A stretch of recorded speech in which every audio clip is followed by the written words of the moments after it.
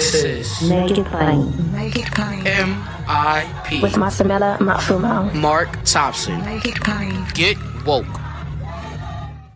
If you're a podcast host, listen up, this one's for you. My name is Allie Jackson. I'm the host of Finding Mr. Height, a dating and relationship podcast that I've been doing for 4 years now, sharing my positive and practical approach to dating that's built on my own life experience. And I wanted to share another experience that I've had, my secret behind monetizing my show. It's called Red Circle, and I was just telling my colleague about how much I love their platform. With Red Circle, not only am I getting a seamless hosting experience, but I also love the support I receive in ad sales. It's not just typical ad sales either. It's targeted opportunities based on my show and my life. And the platform is super simple. You just set your preferences and Red Circle matches you with sponsors that align with your show. You can vet every opportunity and their platform gives you great analytics. More recently too, my Red Circle team has brought me opportunities outside of my podcast on social media to really augment the podcast partnerships, bring them full circle. I just can't recommend them enough. If you want to give it a try, go to redcircle.com to get your free trial. That's redcircle.com for a free trial. New from Radiotopia presents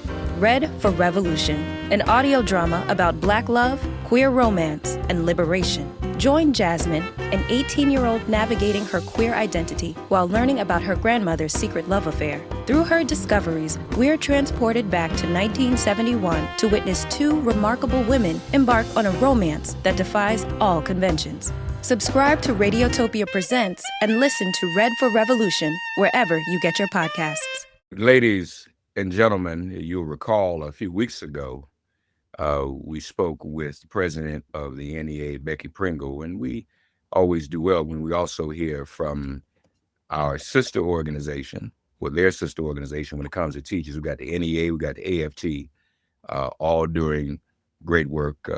As I've always liked, I'm very proud to say my family's history with the teachers union goes back 80 years.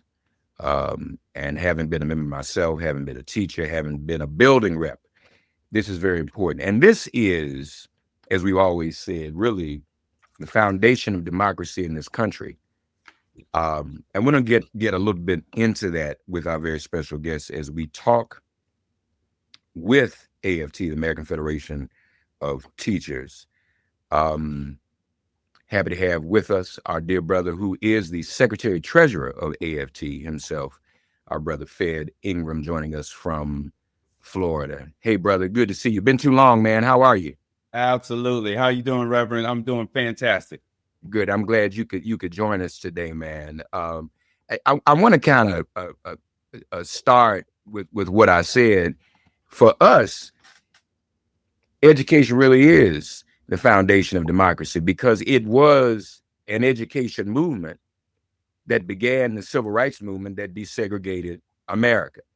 So if that wasn't us, if we had not done that, right, and those unions back then were segregated unions, unfortunately. And if folks had come together in the way they had, we wouldn't have the very democracy that old boy we now know was trying to dismantle. Right.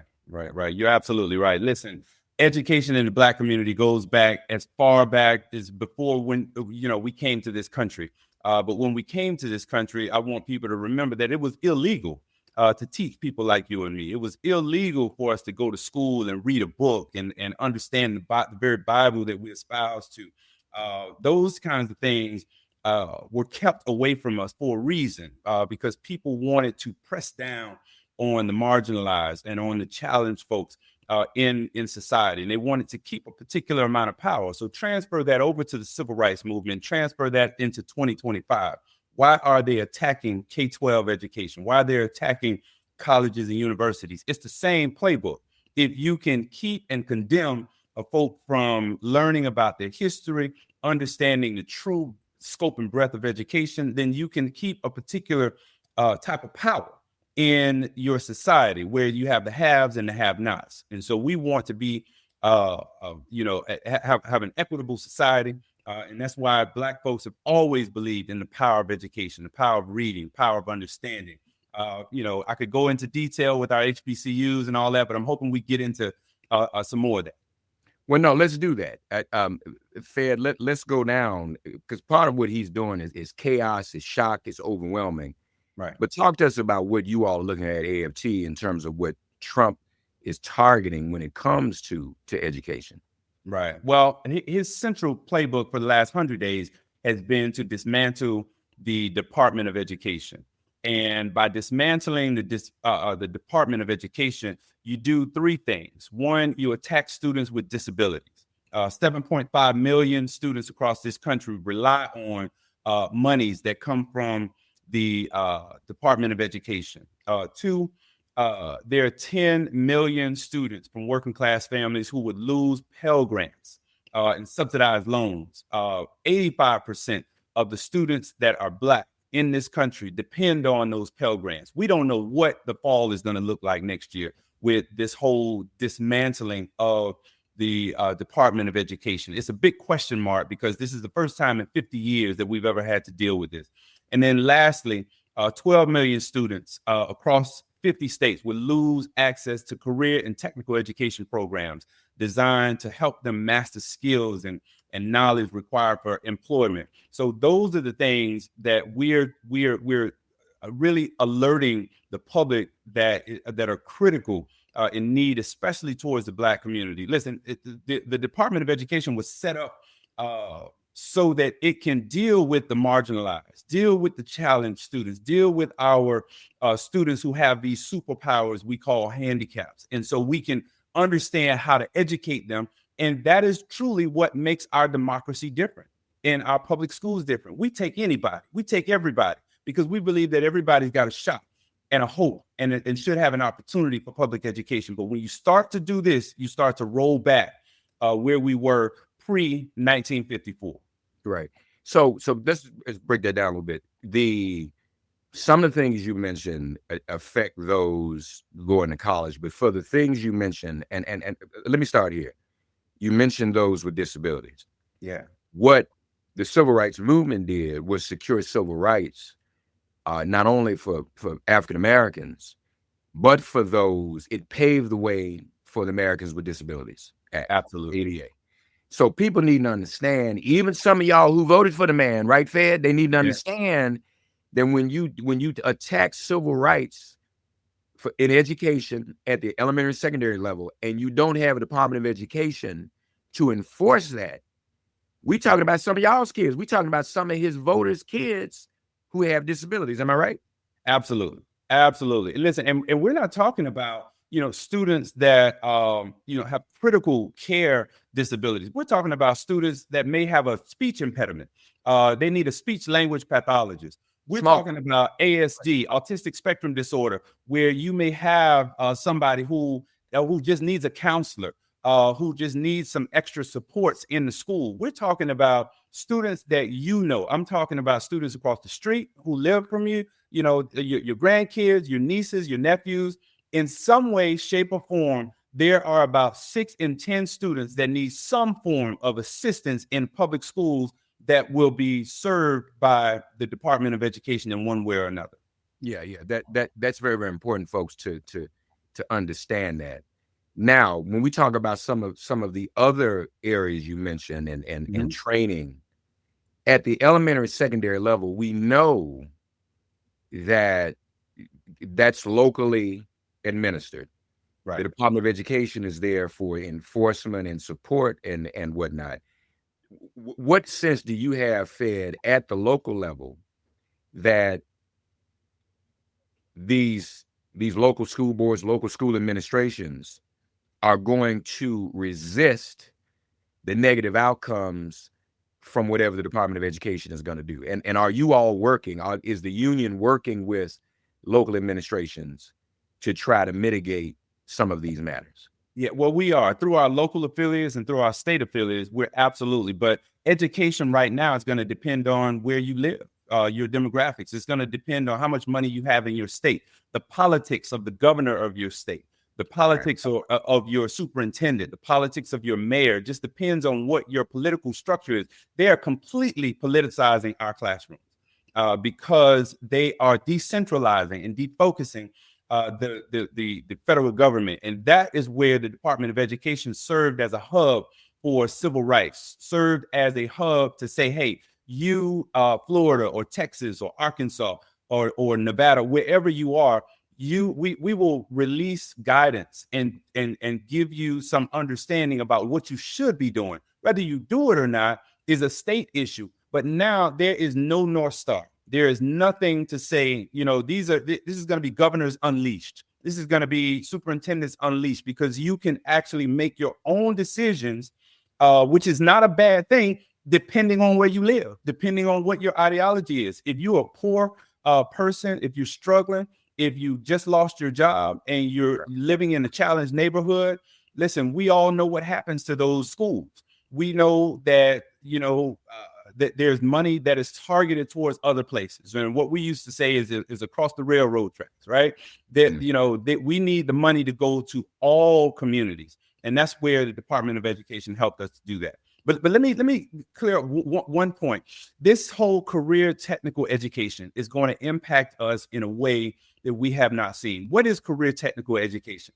This is auto body in schools. This is where our young people, most of our young people, Mark, are still not going to college. But that doesn't mean that they don't have a shot at the American dream if they can get certified, if we can teach them a skill in school. Some of our young people still like to do hair. That is a very good job if you can get it, right? We're talking about some of these folks who will be in school, getting this training, coming out as a certified, hairdresser, coming out as a certified chef, coming out as a certified automobile expert. Right. These are jobs that they're going to be restricted from, with career and technical education dollars not being funded in our public schools. Arts classes. These are the local musicians at our Baptist churches, or these are young people who will be in the marching band and then go out and get a job in, playing in a restaurant, or going to, do whatever we need them to do in our society. All of these things will be cut because career and technical education, 12 million students across 50 states will be impacted by this directly. I'd be remiss, since you brought up hair. My recently deceased Aunt Helen Thompson taught cosmetology in the Memphis public school system for 35 years. Yeah. And many of the people today who are practicing in that field now got their knowledge from her. And that's real. That's right. But since you also mentioned many not going to college, I think we have to acknowledge something, Fed, and that is this. There's this, Musk and Zuckerberg, the people who social engineer us through social media, are pushing this narrative. You don't need to go to college no more. You don't need college. And it's even, you have some who are pushing that, especially amongst the Black male community. Now, we're not knocking anybody that doesn't go to college. Right. But y'all got to understand, the same allies who support Trump, fund Trump, so he can do this, all right, to minimize college opportunity, one. Right. And then it's fair to say, take away the alternative career path to college. Don't be fooled, everybody. So you can't have it both ways. Well, we don't want nobody to go to college, but we also don't want you to get these career technical opportunities either. So, folks, when you see these conversations, am I right, Fair? When you see these conversations, be very, very careful. Don't let nobody on social media determine your path or your future. That's right. Right? And again, they're specifically targeting more and more Black men. Yeah. And Black men need to understand that, you can't have somebody say, well, don't go to college, and then they're supporting somebody else saying you can't have a technical career either. Right. They're taking it away on both sides, right? And so we've got to be very careful as a Black community to understand and ensure the value system. And listen, parents have to know their children, right? That is still an individual choice, whether you go to college or not. It's an individual choice, but we need parents there every step of the way saying, hey, listen, my kid has this aspiration to be in college and university. I personally push, college and university, even if nothing but for the experience. You need to open your mind. We know what books do to our young people. We know what advanced classes do for our young people. It opens up the world to you. The more you have a broader education, what history has proven us, and all the research tells us that a college educated person, has a leg up in terms of the workforce, in terms of how much you will actually make, in terms of your net worth over your lifetime. And so those things we still have to continue to push. We can't listen to this narrative about you don't need this and you don't need that, because these people aren't talking about anything. They don't want you to do anything. They don't want you to have anything. And so, yes, they will tell you don't go to college, but then they will take away, as you said, all your opportunities to be a technical expert in something.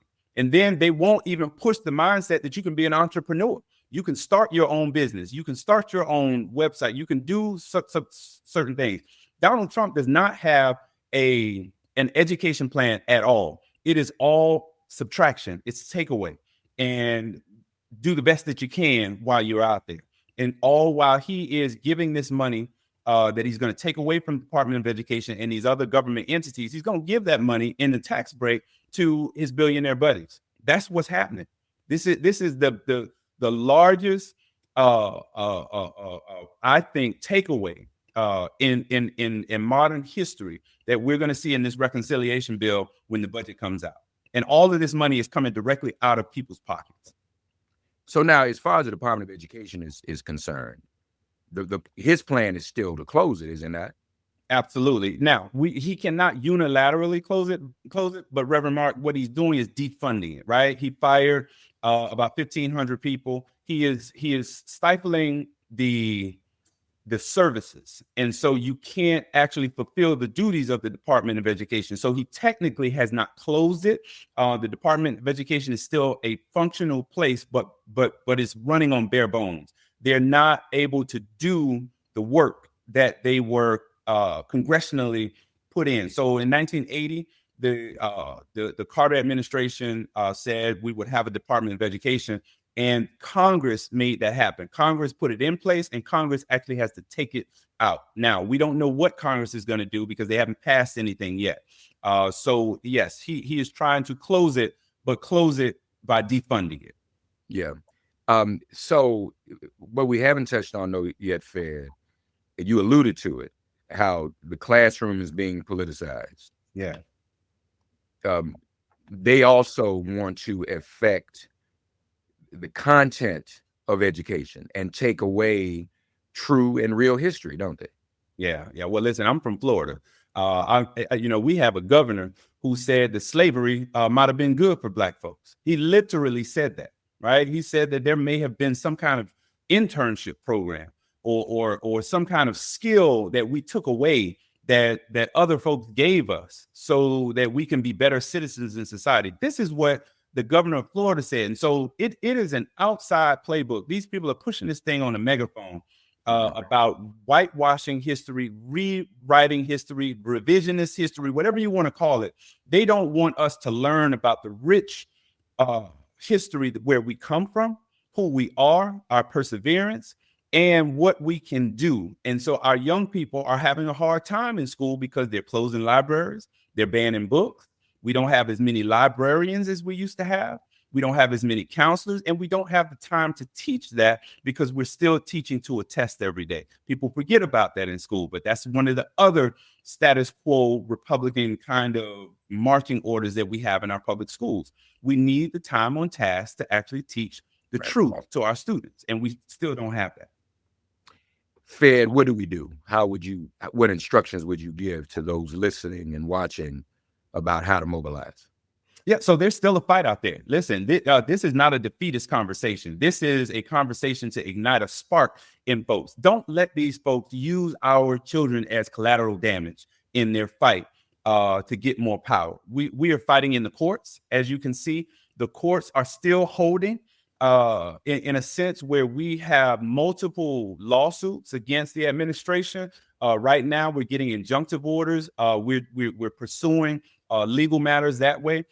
We are also fighting in commerce. Now, so what does that mean? That means that you see people protesting Tesla.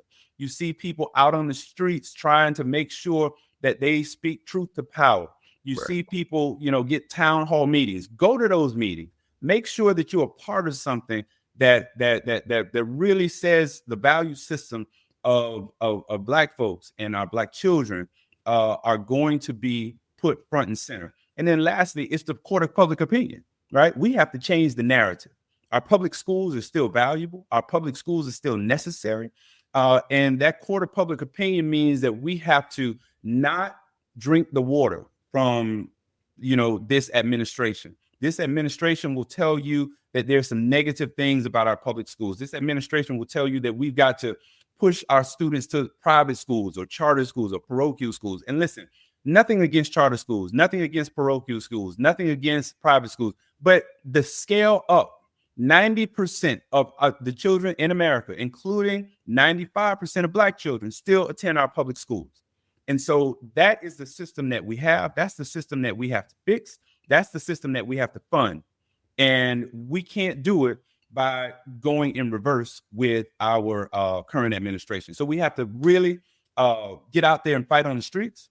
We have to hold true to the court system. You've got to get out and speak to your school board and speak to your principals and speak to your superintendents, and then grab a teacher one of these days and say, can I do something for you? Can I do something for your classroom? Can I adopt the school, adopt the class?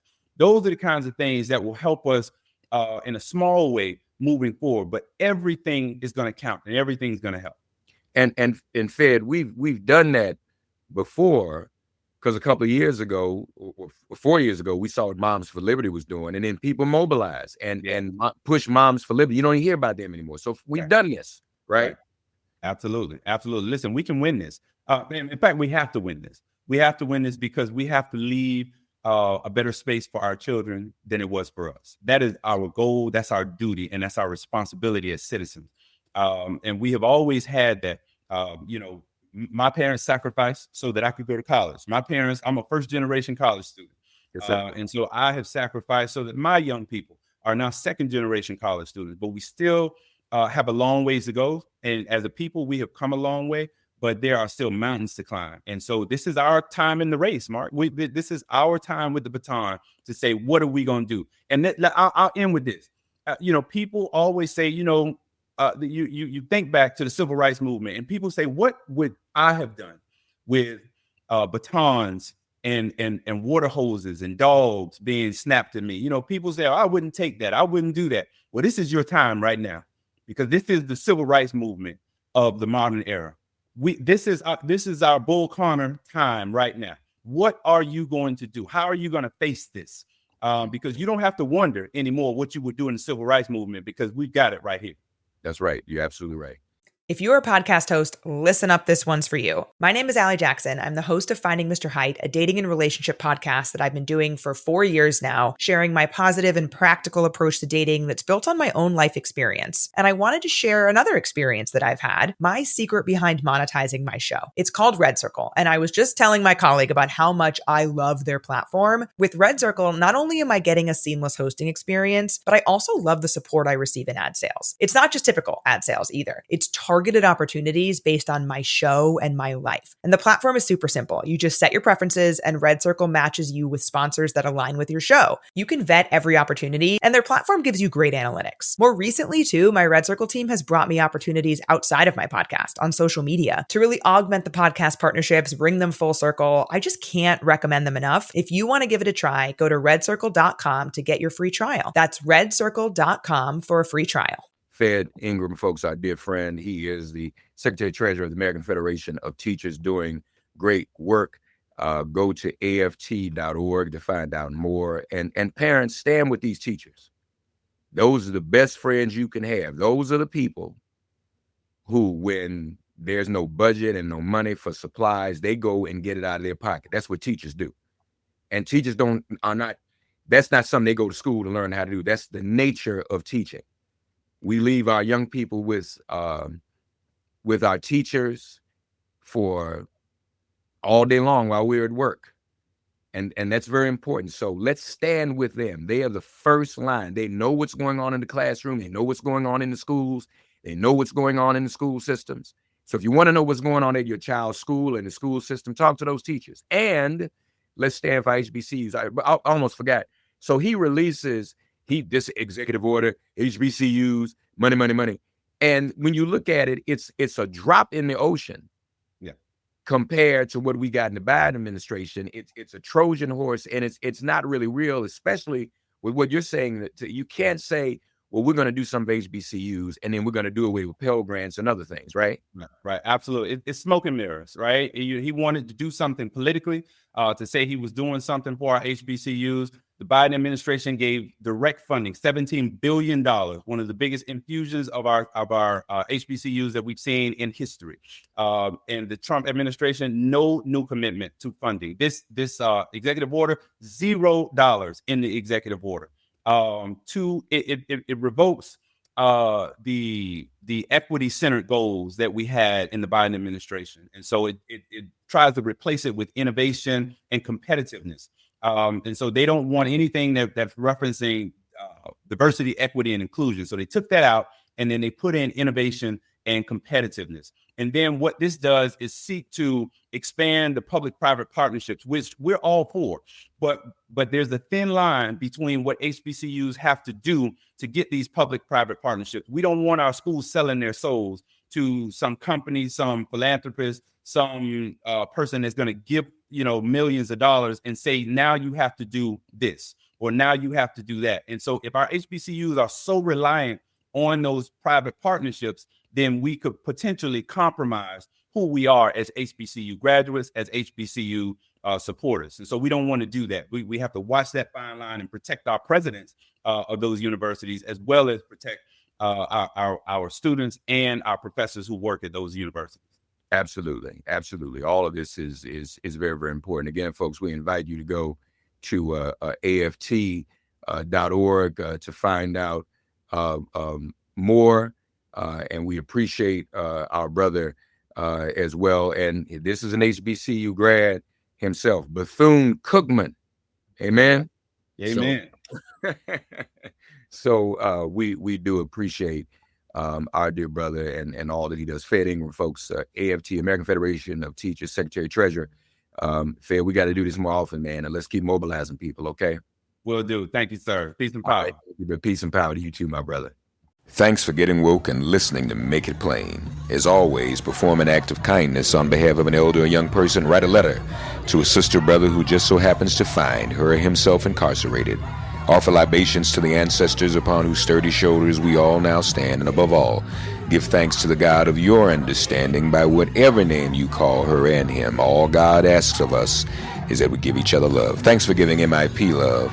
And please remember to subscribe and give us a 5-star rating. If all hearts and minds are clear, it has been made plain.